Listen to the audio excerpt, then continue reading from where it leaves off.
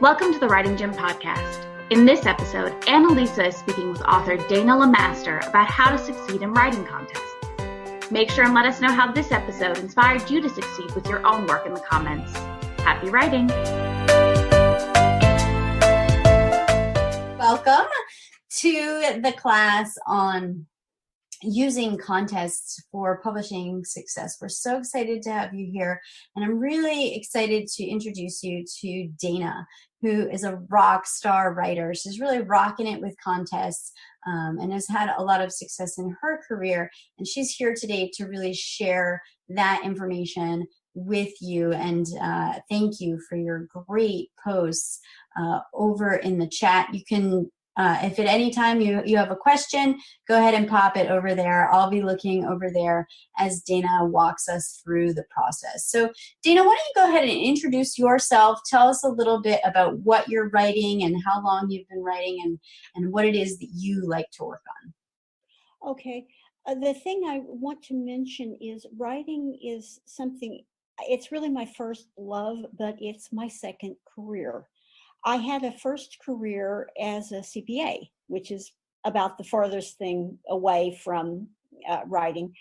But I've actually been doing screenwriting for 7 years. I like to do comedy. That usually is the place where I'm the most comfortable. And let's see how I can say this. I made the second round of the Austin screenwriting competition in 2015. Up until that time, I had been doing mostly screenplays, but the folks out there convinced me to give sitcoms a try. Shortly after that, at the Writers Center Writers Digest conference in New York, I met Annalisa. We started working together, and so we've been working on a couple of sitcoms, which I plan to begin pitching early next year.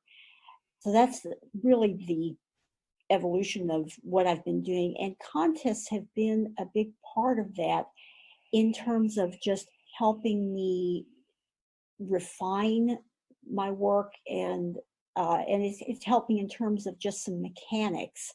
So I'm going to try to share some of that. There are some downsides to it as well, and certainly the rewards with it are kind of iffy.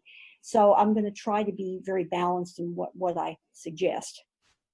Yeah, thank you for that, Dana. That's really helpful for us to get an idea of what you're doing and how long you've been doing it. So talk to us a little bit. Patrick is wondering how and where you get started in writing contests. So talk to us about how you started that and what that looked like. I started really by talking to other people who were in competitions, and that's something I would recommend for anyone, whether you're a novelist or a screenwriter, whatever form of writing that you're in. I would recommend talking to other people who do that same form of writing, because there are going to be top contests in that. I think that there are a lot of contests in all forms of writing, and you have to be kind of careful. Some of them are just things where you're going to end up maybe paying money or sending out your work, and you don't always know where you're sending it. So it's always important to make sure the place where you send it is reputable. Mm-hmm. And that the best way to be sure of that is talking to other people who are doing the same thing. Yeah, so you would recommend as a verification process checking in with other people who enter contests. So maybe even like Write to Publish would be a really great place for people. Absolutely. Like that. Absolutely. Okay. Yeah. And checking online, there are usually lists of the top contests. The only thing that I would mention with that, of course, top contests tend to have a lot of people competing in them. So you need to be realistic about your chances of, winning. But again, there's a lot of good that you can find from that experience, even without taking the top prize. Right. So tell us a little bit about that. So, some people think that maybe a contest is, about winning, and certainly it can be, but what are some other benefits of the contest process? One of the things that I found, and I think this has been true from other people I've talked to, contests can help you in terms of getting some of the mechanics down.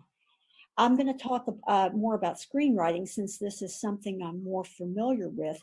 But as you are getting ready to enter in a contest, one of the things that it's going to do is impose a deadline for you. A lot of new writers are writing on spec. They do not have a place where they have to send their work. And I'm as guilty of this as anyone else. We have lives, we have friends, we have things going on. And so our self-imposed deadlines tend to kind of slide. And it happens. Maybe in January it's snowing. You have things happening with that. Your car breaks down. Maybe there's a situation with the family, and then we're into March, and oh wow, the NCAA tournament's on, and I want to watch the games. And then it's nice weather. It's summer. It's vacation, and next thing you know, it's the fall, and wow, your project isn't done. It can happen that way. I mean, I'm not saying it does for everyone, but sometimes it does. And with a contest, it's a hard and fast deadline. It is a way of disciplining yourself to say, wow, I've got to get this done because I've got to make this contest deadline. Now, granted, you could just say, well, I'm going to blow off the contest, but if you commit to it, it can be a way of disciplining yourself to get that draft done. Also, if you look down the registration requirements for the contest, it's going to help you look a little bit and think a little bit differently about your work. Mm-hmm. It's going to make you look at genre. It's going to make it, for like a sitcom, it may make you think in terms of, do I want multi-camera? Do I want single camera? That kind of thing. And those are decisions that you may have to make to enter in the contest. It's also going to get you familiar with the process of copywriting, registration, those kinds of things. So these are all good habits to put in place. Those are some really excellent tips, Dana, around just the benefits of doing contests, even if you don't win and get that benefit. That's really, really helpful. Now, let's talk a little bit about the financial investment, because many contests do cost money to enter, and certainly that might be some incentive to stick to that deadline if you've already made that investment. But one of the conversations that a lot of my writer friends have is, are we willing to spend money on entering a contest, or, are we against that in principle? So where do you stand on that, and how did you come to that philosophy? Of course, it's not something that I would prefer not to spend the money on something like that if I didn't have to. Mm-hmm. But I will do it if I think it's worthwhile from a professional standpoint. One thing I will mention, a lot of contests have early deadlines. So if money is an incentive to you, you can say, wow, I'll get my draft done a little more quickly, and it doesn't cost me as much to enter this. The other thing that I have tended to do is seek out contests where they give you written feedback. Mm-hmm. So even if you're not winning in the contest, you are getting something back because you're being told why you didn't advance. And now sometimes, Annalisa and I have talked about this, some of this feedback that you get is not always so helpful, but sometimes it is. And it's just another way of saying, wow, I didn't just write this check for X number of dollars and now it's gone. Right. Yeah, exactly. That's a really good point. Just getting that professional feedback, which is something we talk about a lot in Write to Publish. And of course, in my writing, I think probably everybody in here knows how I feel about quality feedback. So Andrew has a really good question about the weight of contests and sort of deciding, we have limited time, we have limited money, we have limited resources. So how do we really decide what kinds of contests we should enter, like how we're going to advance our career with those contests? First off, I don't recommend being involved in a lot of contests. For one thing, if you are paying, it's a lot of money. And also, it distracts you, I think, to be involved in too many. The rule of thumb I've heard is no more than 5, but I honestly go even lower than that. I think you have to look at your kind of writing and what you're trying to achieve with it.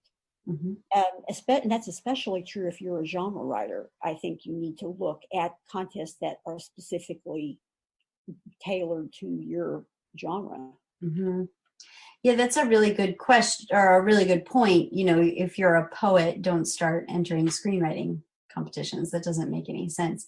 So when you say 5, do you mean 5 at any given time? Do you mean 5 per year? What's the timeline there? I think most of the big ones are annual. So yeah, you could do 5 a year. Although I honestly think 5 is a lot, because that it's, again, if you're paying for even 2 or 3 of them, that's a pretty good financial outlay. And it's also a fair bit of anxiety to have it all out there. And it is not a little bit of time in terms of just the entrance and going through the requirements and like that. But everyone's different in how they go after that, of course. Yeah, tell us a little bit about that. What kind of preparation is involved before you're pushing that send button to make your submission? One thing you need to do is take a look at the requirements. They can have some very picky stuff. For example, they'll want a particular type of font, and you certainly don't want your submission to be rejected because you don't have the right font. Mm-hmm. They can have restrictions on page limit too, which can be a real issue for some people. I mean, I think most folks stay within a certain limit. I'm thinking in particular of someone that I knew who wrote a 400-page spec script and frankly, and couldn't enter it anywhere because none of the contests would take it at that length. So you definitely want to read those things. You want to make sure that you are complying with all of that.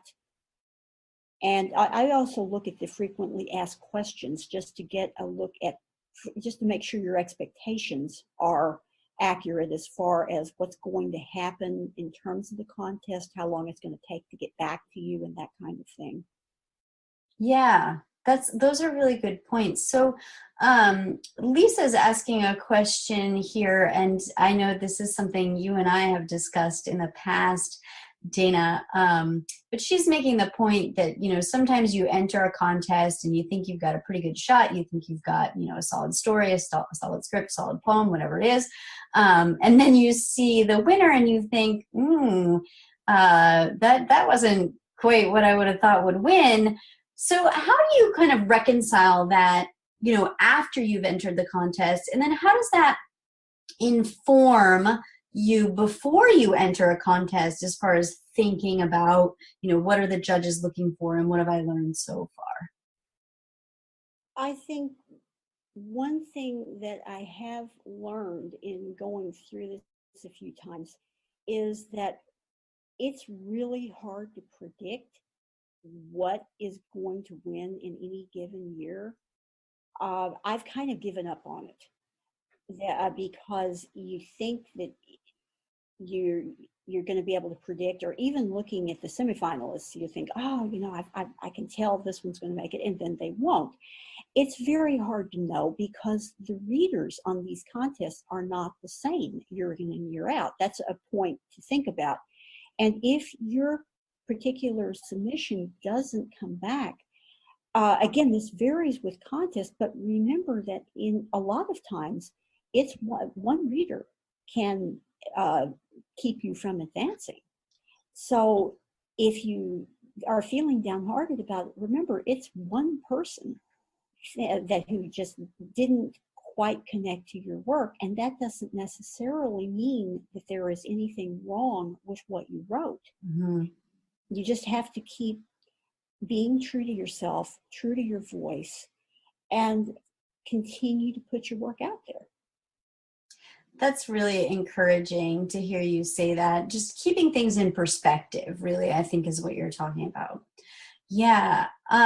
So talk to us a little bit about Like, let's say, somebody comes to you and you've only got 5 minutes, less than 5 minutes, and you want to give your very biggest tip, like, here's what you should do when it comes to contests. What would you tell that person? I would tell them to first do your homework, make sure that this is the contest that you want to enter, and also just write, get as close to your story and feel as comfortable with your story as you can.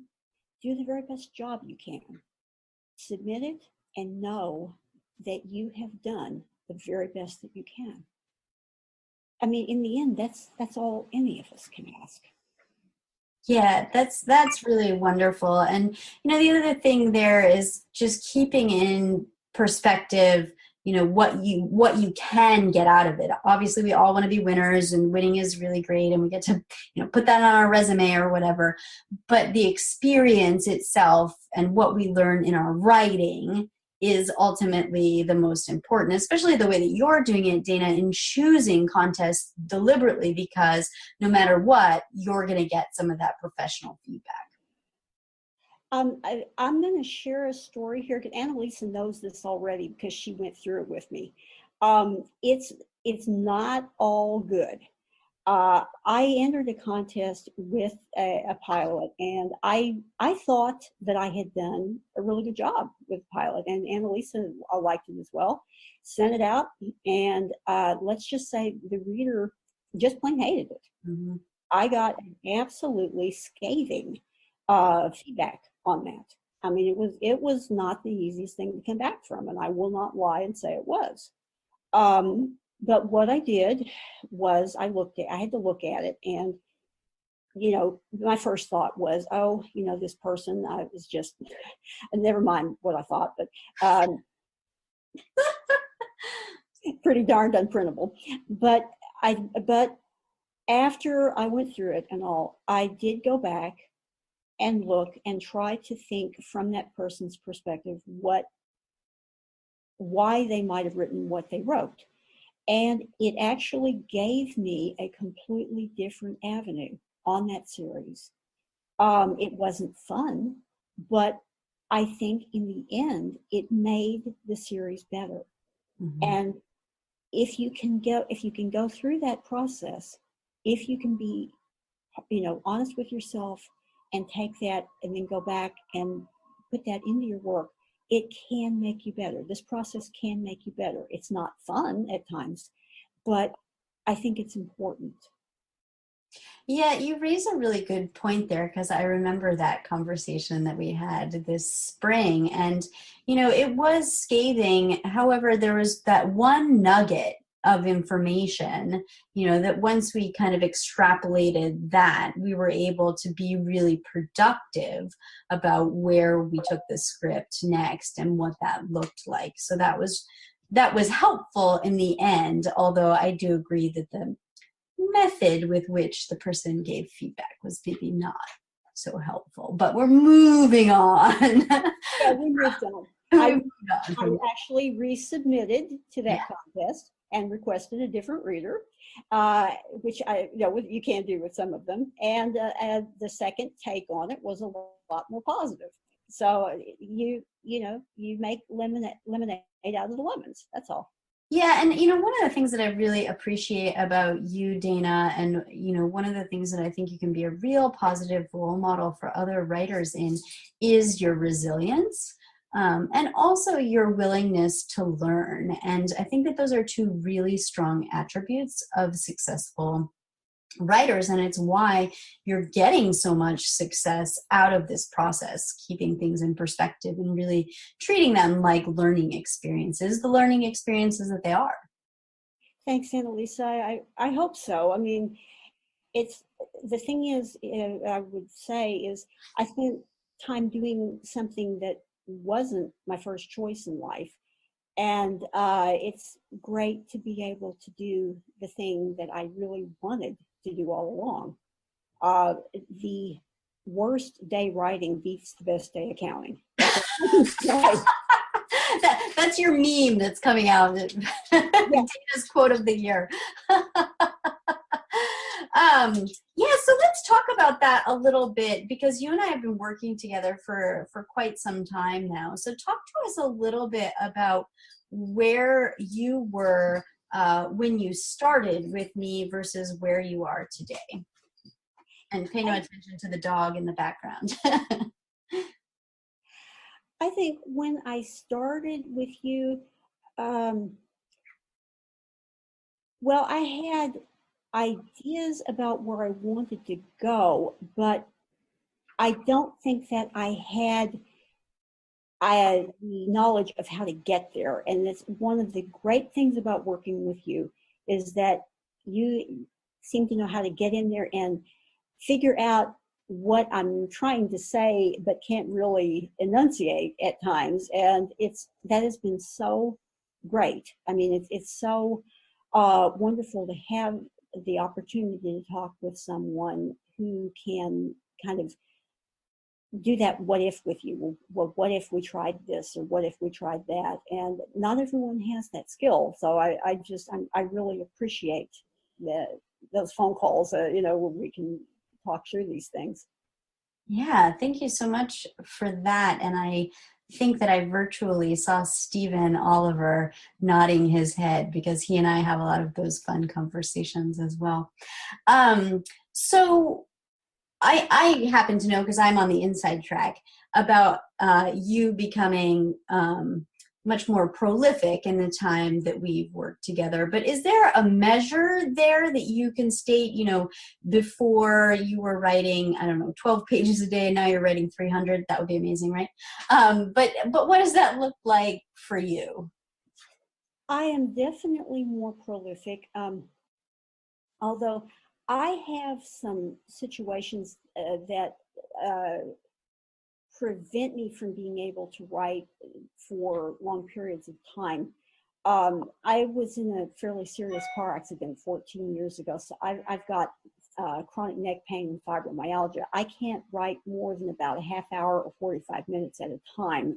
I have to get up and walk around. So being prolific for me is different than being prolific for a lot of other people. Mm-hmm. I would say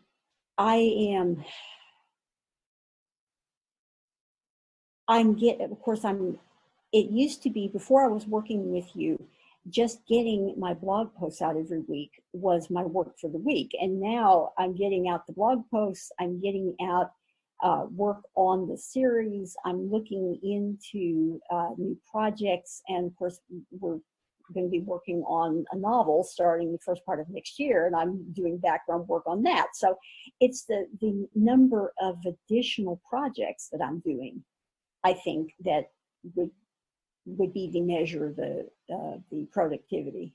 That's amazing. I love that grin. And I don't even know the answer to this question. How many contests have you entered since we've been working together? Let's see. I guess it would be 4. Okay. So you haven't reached your own personal maximum. Oh, no, I haven't. No, I haven't. I love that.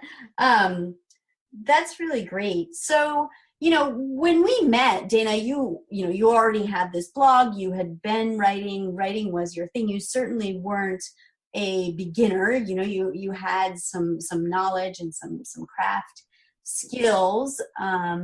So talk to us a little bit about that, sort of where you were in your journey, and sort of how it came to be that you decided that a writing coach would be the right choice for you at that point. I think it had to do with the fact that I was trying to create that first series, and I was into a completely new writing area. I did not know what to do with it. I had taken a couple of courses, but still felt very much in the weeds. I went to the Writer's Digest conference in New York, and I happened to walk by your table. We were talking, and so I scheduled an hour to sit down and talk with you, and I just felt so comfortable talking with you that I thought, I really would like the opportunity to be able to talk with you on a regular basis, because I thought you were someone who would really help me through that process. And I think I'm totally right, was totally right on that. Yeah, well, thank you for that. And, in your lifetime, you're in a second career, post career. I don't know how you define that for yourself. So talk to us a little bit about, what writing at that phase in your life is like. What you mean, just as opposed to what I was doing earlier? Yeah, like to become a writer at this point, to kind of launch into that at this phase of your lifetime. It's really good. I mean, I wrote when I was doing accounting work, but it always had to be secondary. Mm-hmm. It had to be after you got things done, and of course, you got absolutely no writing done during tax season. So it was always, when everything else got taken care of. I think the nice thing was being able to make writing a priority as opposed to always having to put it at the bottom of the list. Right. So Patrick has a really good question. He's wondering, I'll read his question to you verbatim. Do you find it more effective to work on one item at a time or multiple projects concurrently? For me, it is better to work on multiple projects. And that is not, I would say maybe 2 or 3 at a time, not more than that. Part of that is I also kind of have to, because I'm doing a weekly blog. And so I blog posts have to kind of jump in there. But I find that to be very helpful, because if you have a period where you're feeling blocked on something, you can simply leave that project for a bit, move on to something else. And it usually allows you to sort of reset as far as the first project. Yeah, and I mean, you're working on big projects. I mean, for those of you out there who are novelists and not writing teleplays, it's the equivalent of a novel, what Dana is doing. And she's working on 2 of them right now concurrently. And we kind of go back and forth depending on where she is and what she's doing right now. Do you want to add anything to that, Dana? Not really. You're making me feel much better, because you always feel as though you're kind of juggling. But on the other hand, they are projects that I love.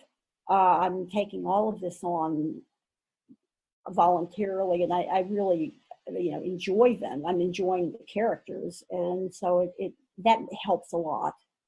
Yeah, and they're hilarious. When they come on television, all of us, all you people, we're going to get together, we're going to get some popcorn, and we're going to watch them, because they're so funny. Like, it's all I can do not to pee my pants when I read your scripts. They're very funny. And so Shanera, who's left the discussion, but she made a point earlier that I thought was really apt to a lot of the conversations that we've had.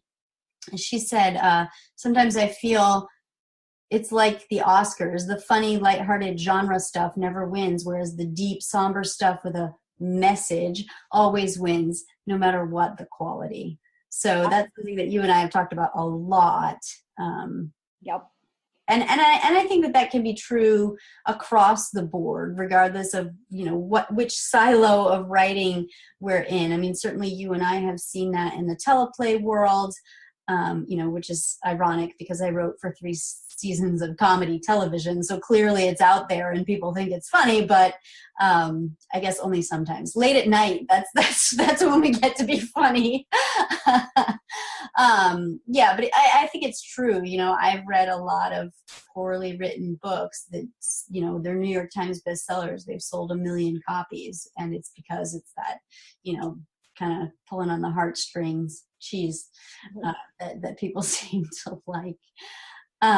Great. So you've mentioned your blog a couple of times. Dana has a great blog. Tell us about your blog and where people can find it and read your writing over there.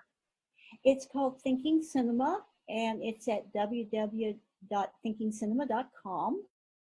I started it because I got a little frustrated with, screenwriters. I am a huge fan of Well, all film.